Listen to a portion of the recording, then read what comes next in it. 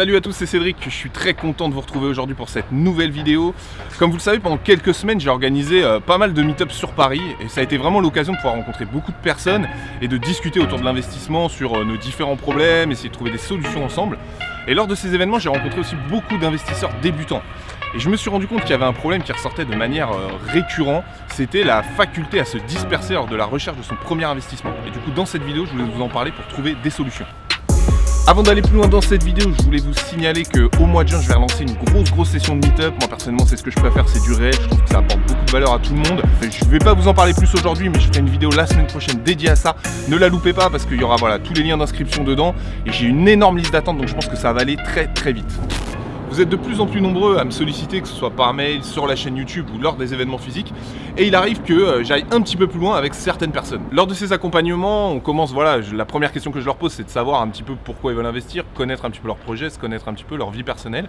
Mais l'autre point, quand on rentre dans le vif du sujet, c'est de savoir où est-ce qu'ils souhaitent investir. Alors il faut savoir que moi, la plupart des personnes que je vois ici, c'est des personnes qui sont à Paris, donc qui investissent pas forcément à Paris pour les problèmes que vous connaissez, car les rentabilités sont très basses. Du coup, ils sont allés voir des villes qu'ils connaissent pas forcément. Et je me rends compte qu'ils ont vraiment tendance à se disperser sur la localisation. Ils ont vu une ville, deux villes, trois villes, parfois plus, dans des quartiers qui sont différents. Du coup, ils n'arrivent pas bien à analyser leur marché. Et ils s'en mêlent vraiment les pinceaux sur la localisation. Parce que forcément, quand on cherche à investir dans l'immobilier, on en parle autour de soi et vous allez trouver une personne qui va vous dire investis dans telle ville, l'autre je connais un tel qui a investi là et c'est très bien. Vous allez également sur internet via des chaînes YouTube, des personnes vont vous recommander d'aller dans telle ville, d'autres dans d'autres villes. Il y a des forums où vous allez retrouver les mêmes choses. Et dans tout ça, on se perd un petit peu quand on cherche, surtout pour le premier investissement, et on a tendance à vouloir aller partout pour rater aucune affaire, mais finalement on est nulle part.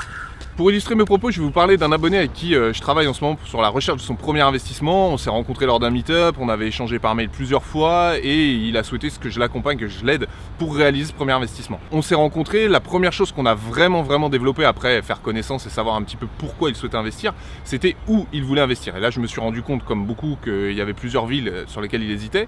Du coup on est revenu sur ces critères qui étaient les critères principaux. Alors par exemple il y avait la distance par rapport à Paris qui était importante, il y avait évidemment son budget, évidemment le type de rentabilité qu'il souhaitait obtenir.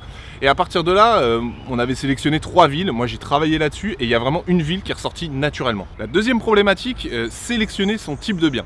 Et là on va retomber dans le même piège que pour le choix de la ville.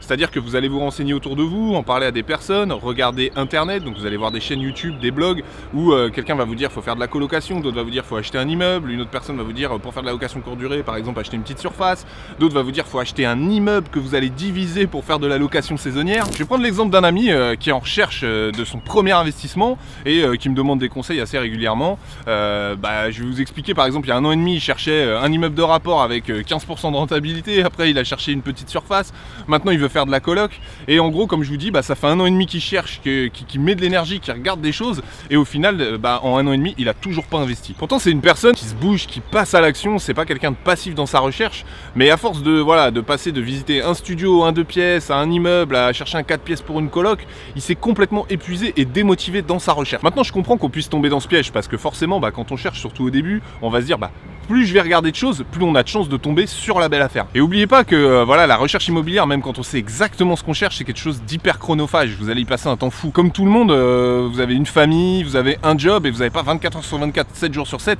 à consacrer à l'investissement et à votre recherche immobilière. Donc pensez-y, plus vous allez vous disperser, plus vous allez perdre votre temps et vous démotiver. Et dernier point, mettez-vous à la place de l'agence quand vous allez l'appeler. Voilà, ils vous connaissent pas, c'est une prise de contact. Vous, c'est pour votre premier investissement dans une nouvelle ville.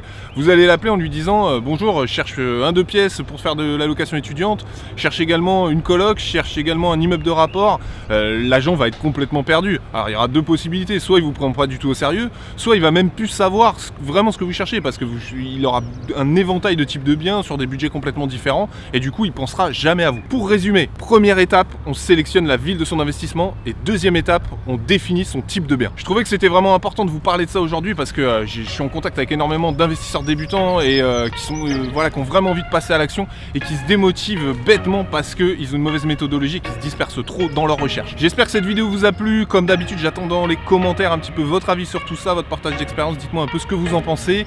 Je compte sur vous pour les pouces bleus. Vous savez que c'est important pour donner de la visibilité à la chaîne, donc n'hésitez pas, les pouces. Et abonnez-vous à ma chaîne. Allez, à bientôt, ciao.